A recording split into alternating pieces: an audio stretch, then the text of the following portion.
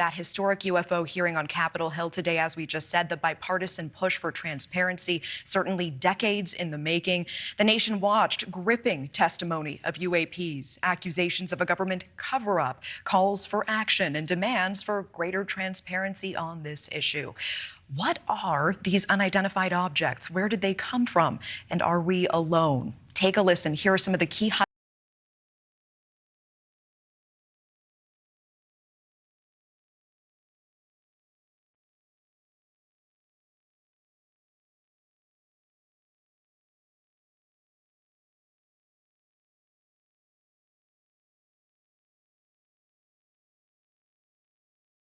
highlights from that hearing. Finally, I'd like to thank these three brave witnesses here. They took an oath. They took an oath to uphold the Constitution of the United States, and dadgummit, they're doing it. And we owe them a debt of gratitude. I have experienced advanced UAP firsthand, and I'm here to voice the concerns of more than 30 commercial aircrew and military veterans who have confided their similar encounters with me. Today, I would like to highlight three critical issues that demand our action.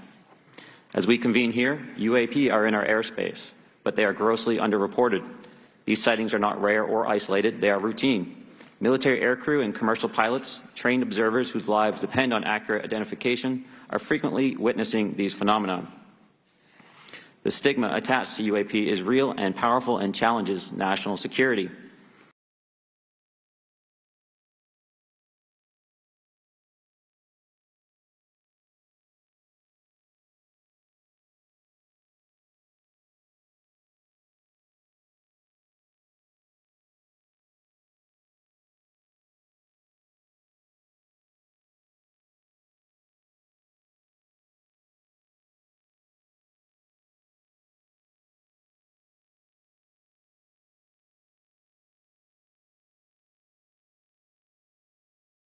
It silences commercial pilots who fear professional repercussions, discourages witnesses, and is only compounded by recent government claims questioning the credibility of eyewitness testimony.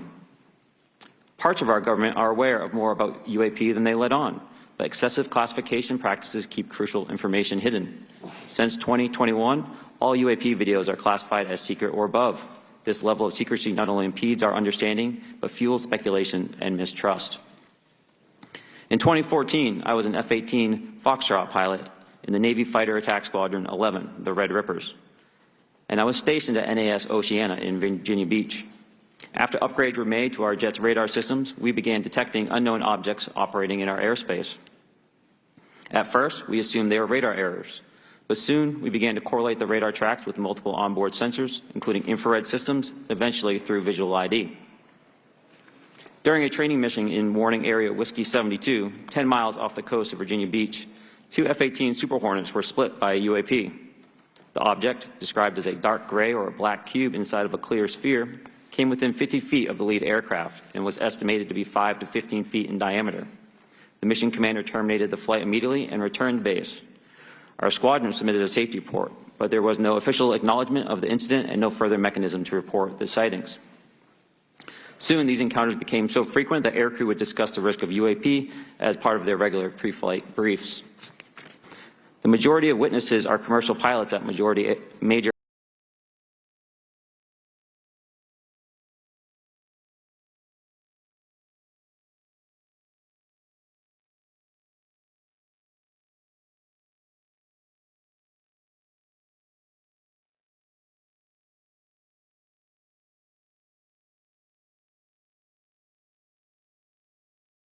airlines. Often, they are veterans with decades of flying experience.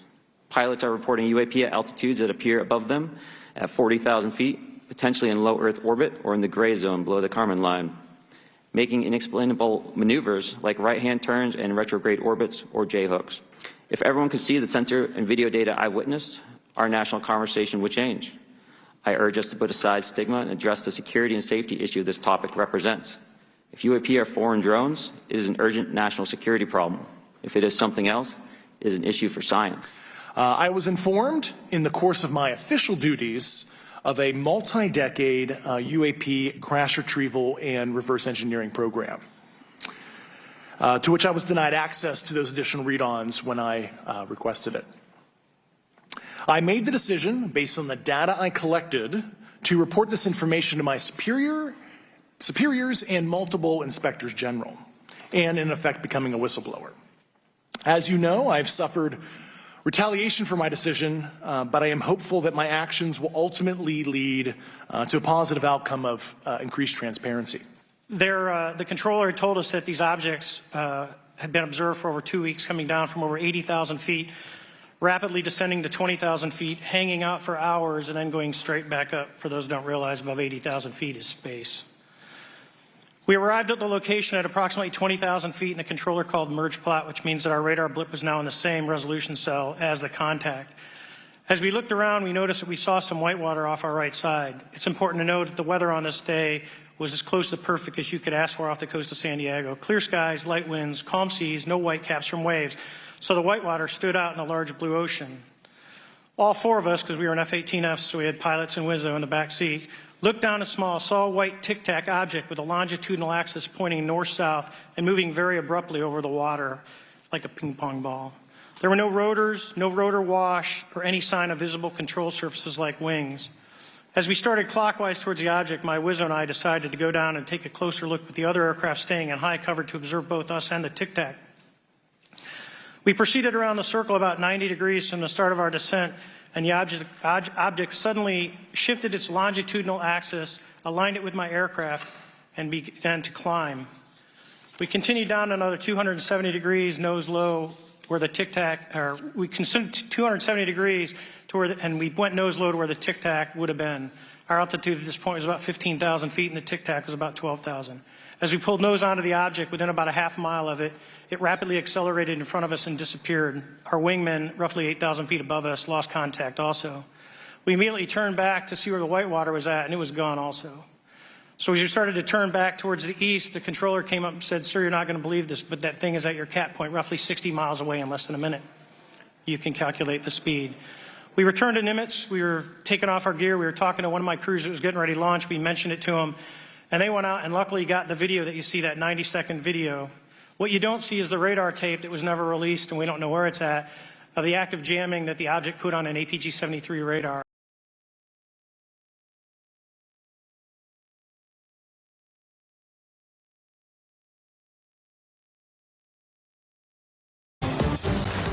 Bombshell claims from a military whistleblower. UFO wreckage recovered by the U.S. kept classified by a secret government program for decades. Tonight, a world television exclusive you will only see on News Nation. Welcome to Elizabeth Vargas Reports, earning your trust every night.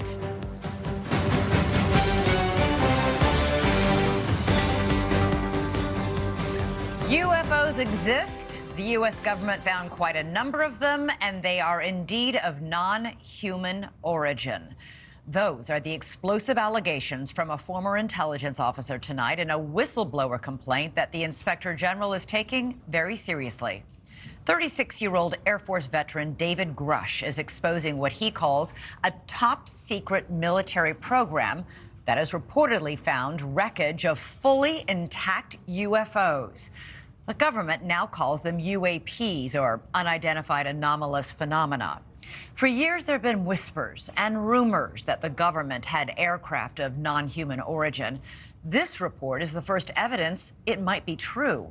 The Inspector General has called Grush's complaint urgent and credible. Tonight, we have a world television exclusive interview with the whistleblower in which he claims we not only have the aircraft, but the government has been keeping much of its secret from Congress and from the public. News Nation senior national correspondent Brian Enton is here with the story, and this is a blockbuster. It is a blockbuster. It's really hard to wrap your mind around this. I've been working on this for the past couple of weeks. I'm still having a hard time processing all of it. Over the last couple of years, it sort of became mainstream to discuss UFOs. The government has released videos.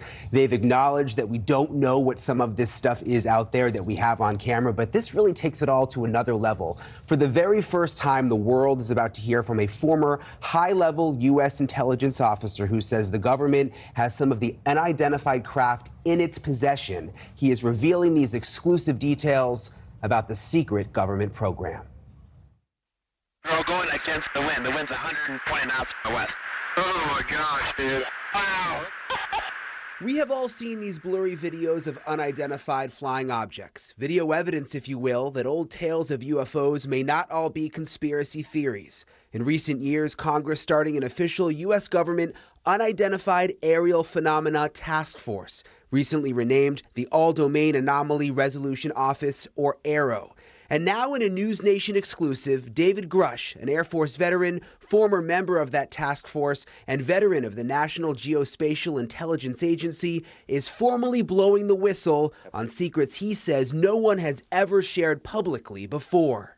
You are one of the most trusted former intelligence officials in the U.S. defense and intelligence establishment. Yes, I was. You were trusted with the most intimate secrets. Yes. Grush sitting down with award-winning investigative journalist Ross Coulthart, who's reporting for News Nation and has spent years reporting on the UFO question. What conclusion did you come to at the end of your time on the UAP task force? The UAP task force was refused access to a broad crash retrieval program. When you say crash retrieval, what do you mean? These are retrieving non-human origin technical vehicles, call it spacecraft if you will, non-human, exotic origin vehicles that have either landed or crashed. We have spacecraft from another species. We do, yeah. How many? Quite a number. You're kidding. No. I thought it was totally nuts, and I thought at first I was being deceived. It was a ruse. People started confiding in me. They approached me. I have plenty of current and former senior intelligence officers that came to me, many of which I knew almost my whole career, that confided in me they were a part of a program. They named the program. I've never heard of it. And they told me, based on their oral testimony, and they provided me documents and other proof, that there was, in fact, a program that the UAP task force was not read into. Grush alleges the U.S. government has recovered non-human craft for decades. He's filed a whistleblower complaint saying he gave what he calls the classified proof to Congress and the Intelligence Community Inspector General. News Nation has confirmed David Grush's credentials and resume. We've not seen or verified the alleged proof he says he's provided to investigators. He says he can't show us the proof for national security reasons. He also tells us he's not seen photos of the alleged craft himself, but has talked extensively with other intelligence officials who have. If you're right, if you're telling us the truth, everyone, the entire American public, has been lied to for decades. Yeah, there's a sophisticated disinformation campaign targeting the U.S. populace, which is extremely unethical and immoral. You are saying to the human race, for the first time, an official intelligence representative at a high level from the US government is saying publicly, we are not alone.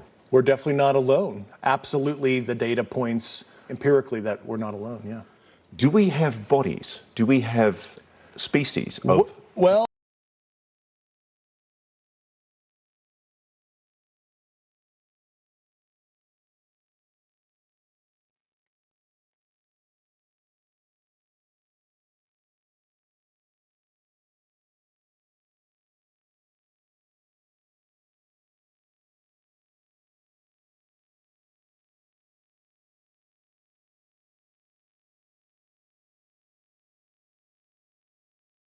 naturally, when you recover something that's either landed or crashed, sometimes you encounter dead pilots. And believe it or not, as fantastical as that sounds, it's true. It's also harder for people to wrap their minds around the concept of a crashed object from somewhere else. It's easier to accept that, yeah, we see things in the sky that we can't explain. Journalist Leslie Kane broke Grush's whistleblower story this morning in the debrief. Ms. Kane's career has been mainstream and credible, having written a series of reports on UFOs in the New York Times dating back to 2017. He has the credentials, but there's no documents that he's handed over. There's no pictures. And as a journalist, you want to see documents, you want to see pictures. Does that raise a red flag? Not at all, Brian. I mean, you mean documents that actually describe the craft? Correct, yeah, like government documents, or to be able to see it for ourselves. Of course, don't we all want that? And the problem with that is all of that information is classified. You know, as we said in the story, everything that Grush told Congress and told the Inspector General of both the IC, the Intelligence Community Inspector General, and the Department of Defense Inspector General, all of that information is classified. In 2017, Kane reported exclusively in the New York Times that the Pentagon had a secret UFO program. 3 years later, the Pentagon confirmed her story. Her latest report is even more explosive, but Kane says she has multiple sources who back up Grush's story. I believe it because of all the sources I have who have told me the same thing. So who am I to doubt these very, very high-level people who have been inside these programs for decades, have done their work, and are all telling me the same thing? I mean, I don't think there's some kind of conspiracy among all these people who don't know each other to make something like this up. So I've got to be blunt about this. You're not making this up. This is not a lie. No, absolutely not. Because everybody watching this right now is looking at your face. They're going, is this guy for real? I am for real. And I'm sitting here at great personal risk and obvious professional risk by talking to you today. And just within the last 10 minutes or so, the Pentagon has released a statement to News Nation about this report. They say to date, AARO has not discovered any verifiable information to substantiate claims that any programs regarding the possession or reverse engineering of extraterrestrial materials have existed in the past or exist currently. AARO is committed to following the data and its investigation wherever it leads. AARO, working with the Office of the General Counsel and the Air Force Office of Special Investigations, has established a safe and secure process for individuals to come forward with information to aid AARO in its congressionally mandated historical review. AARO's historical review of records and testimonies is ongoing and due to Congress by June 2024, and AARO welcomes the opportunity to speak with any former or current employee or contractor who believes they have information relevant to this historical review. And Elizabeth, we know that David Grush, he's filed that whistleblower complaint. He's been on the record under oath testifying to many of these things that he said in our report tonight. Right, and it's important to point out that this statement from the Pentagon, from AARO, Grush is alleging that this top secret program is keeping it a secret from AARO. So. Yeah, exactly. And if Grush is, what he's saying is true, you know, the spokespeople, all of those folks at that level wouldn't even know this was going on anyway. All right, I got to ask you, you know, he has a compelling story to tell. Very little of it seems like firsthand knowledge. Isn't he just repeating what somebody else has told him or somebody else has showed him? Yes, that is what he's doing, but he says he's talked to a number of people who are in very, very high-level positions. He also had basically the highest level of classified material information that he was able to receive. We went back and checked over, you know, his history, all of his credentials. Check out completely. Unfortunately, there's in addition, a couple people have come forward publicly to vouch for him, people who are high-ranking. They have, and this article first came out this morning, and I think it's interesting that, you know, there hasn't been any sort of effort to discredit what he has said either from the Defense Department. So interesting. So what happens, you know, and have we had any reaction, by the way, from members of Congress who have been taking this seriously in the last couple of years? We've seen congressional hearings. We've seen NASA's hearing just about a week ago on UFOs or UAPs, whatever you prefer to call them.